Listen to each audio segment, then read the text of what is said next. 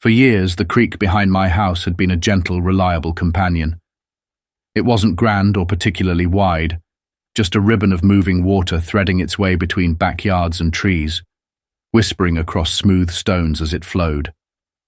When it rained, the creek would rise, bubbling happily, carrying leaves and bits of bark downstream like tiny travelers. Birds drank from it. Kids poked at its surface with sticks. Deer would stop to drink at dawn. It was the kind of feature that made a home feel grounded in something older than sidewalks and fences. I'd bought the house partly because of that creek. Not everyone understood it, but I didn't care. To me, it was alive. It meant something.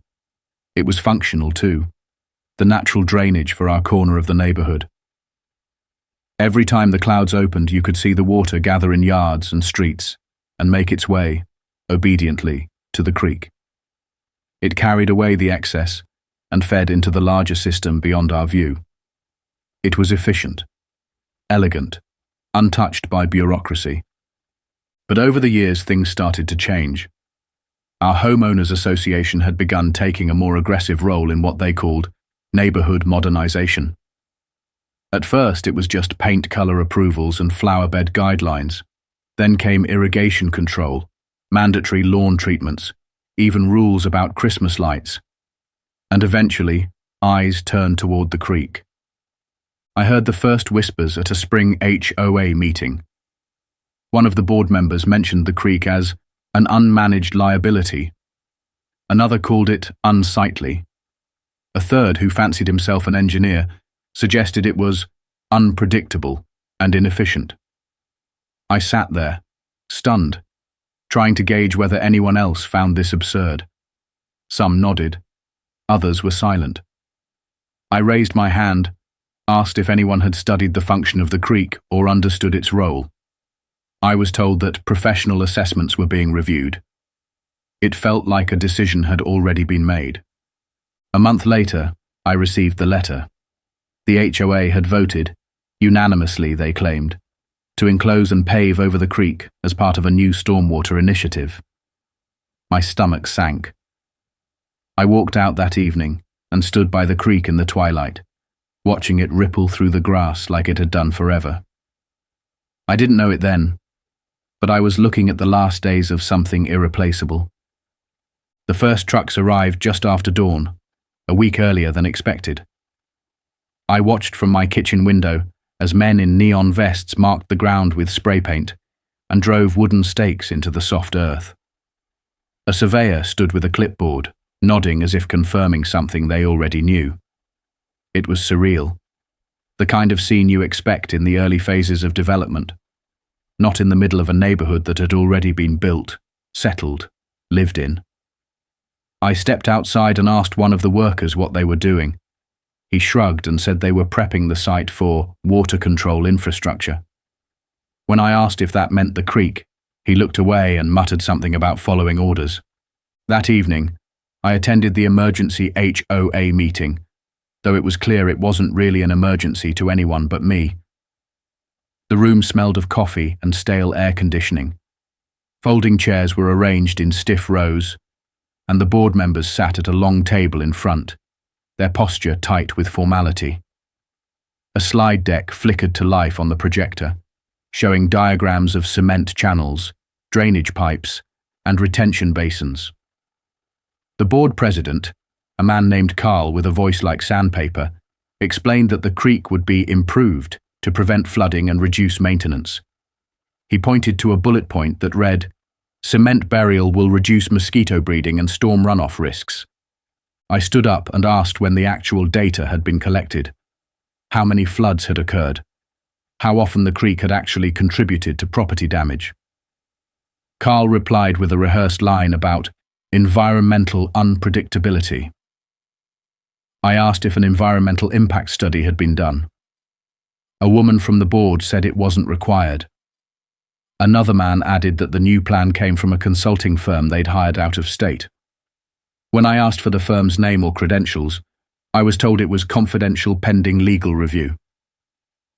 The vote had apparently happened weeks ago, during a meeting that wasn't publicly announced beyond a single notice stapled to the HOA bulletin board. No emails, no door flyers, no effort to reach the people who would be most affected. When I asked why, someone from the back of the room shouted, "It's just a ditch." A few others chuckled. I looked around, realizing that most of my neighbors either supported the plan or didn't care enough to oppose it. My voice felt like it was echoing off concrete walls that hadn't been poured yet. When the meeting ended, I walked home with the heavy knowledge that I'd already lost. They weren't going to stop. The creek's fate had been sealed not with science or necessity, but with a vote taken behind a closed door. The machines came in the morning mist, their engines growling like beasts. I stood by my fence as the first scoop of soil was torn from the earth, a chunk of my history ripped out by a steel claw. The creek gurgled in confusion, as if trying to speak one last time before the silence took hold. I wanted to yell, to do something, but the men in hard hats moved with mechanical indifference, executing orders written on clipboards and sealed in contracts. They weren't the enemy, just instruments of someone else's decision. By midday, the banks had been stripped bare, the roots of trees exposed like veins. The once playful stream was corralled into temporary culverts, its flow diverted, redirected, disrespected. Cement trucks rolled in, one after another, with drums spinning like indifferent timekeepers. The scent of wet concrete filled the air, acrid, artificial, wrong. They poured over the creek's bed with smooth, viscous finality, burying its voice under a layer of sterile grey. I watched from the edge of my property as they sealed the last visible stretch of water beneath a cold slab. The natural slope that had once guided the rain's descent was now a rigid, uniform channel, too shallow to carry anything of meaning. The birds that used to dip low for a drink had vanished. Even the frogs, once loud in their evening songs, had gone quiet. The life that depended on the creek had scattered, evicted without warning or apology. Some neighbors walked by, offering casual nods, oblivious or perhaps unwilling to acknowledge what had been lost. A few commented on how clean everything looked now, how organized. One man even joked that he wouldn't miss the mosquitoes. I wanted to ask if he'd ever actually seen one there, but I bit my tongue. No one was listening. I spent that night restless, windows open, listening for a sound that no longer existed. The absence was louder than I expected. The wind still rustled the leaves, but there was no babble beneath it, no movement in the earth. The creek was gone, buried. And with it, something else, something harder to name. A sense of harmony, maybe, a link to something natural and ancient. I didn't know it yet, but this silence would not last long. The water had disappeared from view, but it hadn't surrendered. The first real storm arrived 2 weeks later, as if summoned by the ghost of the creek. The skies cracked open in the early hours of the morning, and by dawn, the rain was coming down in sheets. I stood at my window, coffee cooling in my hand, watching the gutters overflow and the sidewalks vanish beneath a shallow, rushing tide. Water gathered in strange places now, places it never used to. My backyard transformed into a mirror, and the street out front rippled like a lazy river. Something was off, unmistakably off. By mid-morning, the neighborhood was a network of puddles and flooded driveways. The water had nowhere to go. It backed up into the cul-de-sac, pooled at intersections, and started inching toward garages and basements. The storm drains hissed and spat, overwhelmed by the sudden burden. The cemented creek, so proudly installed, stood dry and useless, a hollow scar on the land that offered no help at all. I walked down the street with my boots submerged and my raincoat clinging to me like a second skin. People were out too, some in pajamas, others in work clothes, all with furrowed brows and frantic eyes. One neighbor was dragging sandbags from his garage, stacking them against the frame of his door with a desperation that suggested this wasn't what he signed up for when he voted yes. The HOA acted quickly, but not in the way you'd hope. By the afternoon, they'd hired a pump truck, a giant noisy machine that parked at the bottom of the street and began siphoning water into a mobile tank. A man in a branded vest barked orders and assured everyone it was just a temporary response. I asked him where they planned to drain the water. He looked at me like I'd asked the wrong question. "Away from here," he said, and turned back to his phone. That evening, the neighborhood group chat lit up with photos of wet carpets, soaked drywall, and one particularly dramatic video of water pouring through a basement window like a miniature waterfall. The responses ranged from sympathetic to sarcastic. A few brave souls hinted at the obvious. Maybe the buried creek had something to do with it. But they were drowned out by messages defending the HOA, blaming climate change, or insisting it was just a freak storm. I stood by the edge of what used to be the creek and watched water seep through the grass above it, trying to reclaim its path. It didn't need permission. It didn't need a vote. It just needed rain, and it had plenty of that now. The next morning, the sun returned, but it didn't bring relief. The street steamed under its heat, the soaked lawns squelched underfoot, and the scent of damp wood and mildew hung in the air. Neighbors walked slowly through the aftermath, dragging ruined rugs and cardboard boxes onto their driveways, setting them out like offerings to some indifferent god. I passed a woman wringing out photographs by hand, her lips pressed tight, refusing to cry in front of strangers. All of it felt avoidable. All of it felt like a consequence no one wanted to name. The HOA sent out an email titled Storm Response Update. It congratulated itself on swift action and explained that unusual weather patterns were to blame. Not a single mention of the creek or the cement slab that now sat inert, watching the water from a useless distance. It ended with a request for patience and a reminder that any unauthorized modifications to yards or drainage paths could result in fines. I reread that line 3 times, baffled by the audacity. So I began collecting proof. I took photos of the flooding, the way water still tried to travel the old creek's path, pooling and rising exactly where it had once flowed freely. I mapped the water lines on fences and garage doors. I recorded rainfall totals from a nearby weather station and compared them to storm data from previous years. What had once been handled naturally now required machinery and man-hours. I built a timeline. I gathered screenshots from the HOA's earlier presentations, noting the bold promises of efficiency and control. When I emailed the board with my findings, I got a single-line response from Carl. "Thank you for your input." Nothing more. No acknowledgement, no interest. I forwarded it to a few neighbors, and they began to grumble. A couple who had previously supported the project told me privately that their basement repairs were costing thousands. Another neighbor confessed he didn't think the creek mattered, but now he was reconsidering. The tide was turning, but slowly, like water pressing against a dam not yet ready to break. Meanwhile, the HOA brought in more pumps, more contracts, more expenses. They painted the spending as necessary remediation. I called it what it was, a cover-up. Not for the rain, but for their mistake. The water was gone, but the damage stayed. The story started spreading beyond the sidewalks. A local paper picked it up after a neighbor tipped off a reporter, and within days, the headline was circulating online. Neighborhood creek buried, streets flooded, 300,000 in damage control.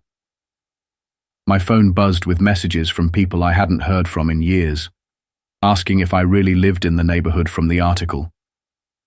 Some thought it was funny in a tragic way. Others were angry, especially those whose homes were still drying out. At the next HOA meeting, the room was packed. People stood shoulder to shoulder, arms crossed, their faces flushed with frustration. Carl opened the meeting with a weak attempt at humor, joking that turnout had never been better. No one laughed. He cleared his throat and started a slideshow labeled "Clarifying the Narrative." The first slide blamed misinformation and unverified claims in the media. The second showed a spreadsheet with numbers no one could read from their seats. He said the $300,000 spent on pumps, labor, legal consultation, and emergency services was a sign of responsible leadership. The room murmured with disbelief. I stood and asked to speak. The mic felt heavier than I expected, my voice steady but sharp. I laid out the timeline, the flood photos, the storm data, the expenses, and the way the creek once managed all of it quietly and for free. I asked why the HOA never consulted a hydrologist before pouring cement over a natural drainage system. Carl cut me off, saying they'd followed professional guidance. When I asked which professionals, he deflected again. It was a dance: spin, deny, redirect. But people were no longer swayed. Others chimed in. A woman from the back mentioned the mold growing in her basement. A father described how his kids now slept upstairs because the downstairs carpet still squished underfoot.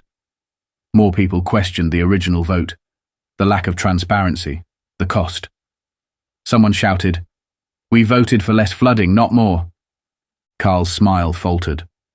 The board looked shaken. They weren't used to being challenged, not like this. It wasn't just me anymore. The story had grown roots, and people were finally seeing what had been buried. Not just a creek, but trust. And now it was beginning to resurface. The second storm came fast and harder than the first, like a lesson nature wasn't finished teaching. Thunder rolled in the distance like distant drums, and by nightfall, the rain returned with relentless fury. Within hours, water surged over the curbs, raced down driveways, and filled the streets with eerie speed. The pumps, still stationed at their usual corners, groaned and sputtered under the load. Hoses snaked like desperate limbs, but they couldn't keep up. This wasn't an inconvenience anymore. It was a crisis. I walked out in the middle of it, my boots sinking into waterlogged earth, flashlight beam dancing across rising pools. The pavement shimmered, and reflections of porch lights flickered in the flood. The storm drains were no longer drains. They were fountains in reverse, spewing water back into the streets. The cemented channel that had once been the creek sat above it all, bone dry and useless, like a lifeguard watching people drown from the safety of shore. Neighbors scrambled again. Sandbags reappeared. Sump pumps buzzed like a swarm. One home had water up to the windowsills. Another had a car half submerged in the driveway. I found myself walking the old path of the creek, now buried under sod and stone. But even in the dark, I could feel it. The land remembering. Water was breaking through, seeping from beneath, carving its way back. Small bubbles rose through the lawn. The earth pulsed with quiet defiance. The next day, a consultant arrived in a white truck, sent by the HOA in a last-ditch attempt to manage the optics. He wore rubber boots and a branded jacket, his clipboard thick with paperwork. I asked if he was a hydrologist. He nodded. When I pointed out where the creek used to run, he looked down, then back at me, and said, "Yeah, this was a bad call." Just like that. No sugarcoating, no spin. Just the truth, simple and heavy. Damage reports rolled in, insurance claims, lawsuits. Even the staunchest HOA supporters began to waver. Some admitted they hadn't understood the impact. Others just wanted someone to blame. But the truth was, standing in their basements and floating through their yards. The water didn't care about votes or meeting minutes. It only knew the path it had traveled for decades, and it wanted it back. They didn't announce it with any fanfare, no dramatic apology, no sweeping admission of guilt. Just a short paragraph buried in the HOA newsletter. The board has authorized an independent review of the community's water management infrastructure and is considering a redesign of the stormwater plan. That was it. But behind those cautious words, the tide was shifting. The consultant's report, though never officially shared, leaked quickly. Neighbors passed it around like contraband. Page after page laid it out in damning detail. The creek had been essential, its removal catastrophic. The cement slab they'd poured wasn't just ineffective. It actively redirected water into places it was never meant to go. The hydrology of the neighborhood had been stable for decades, until the so-called improvement. Now it was fractured. The HOA, facing pressure from both the community and mounting legal costs, quietly voted to begin the reversal. They called it a restoration project. I called it an admission. The same trucks returned, but this time with a different mission. They broke apart the concrete channel section by section. The slabs lifted like old regrets. Workers moved more carefully now, slower, as if they understood they were undoing something sacred. I watched from my porch as the land opened up again.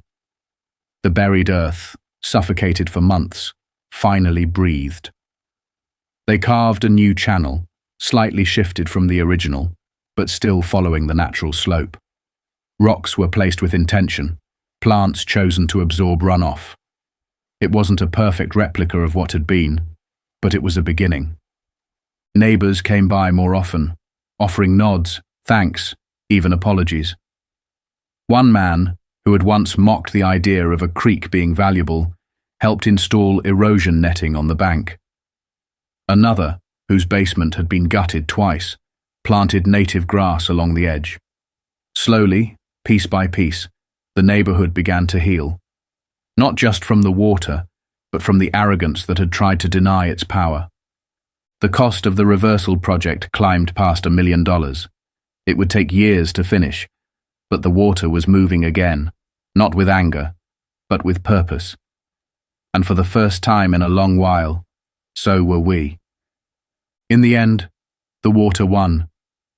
Not in a dramatic flood or a courtroom victory, but in the quiet way that nature always wins, through persistence and memory. Months passed, and the new creek began to find its rhythm. It didn't babble quite like it used to, not yet, but the sound was there beneath the surface, gentle, alive, and reclaiming its place. Grass grew back along the banks. Birds returned. Even the frogs began to sing again at dusk. It felt less like a return to the past, and more like the land forgiving us, just enough to start over. The HOA never held a public mea culpa. Carl stepped down, citing health reasons. A new board took over, more transparent, more careful, more willing to listen. They started posting meeting notes online, inviting residents to walk the restoration site, and even asked for volunteers to help plant trees.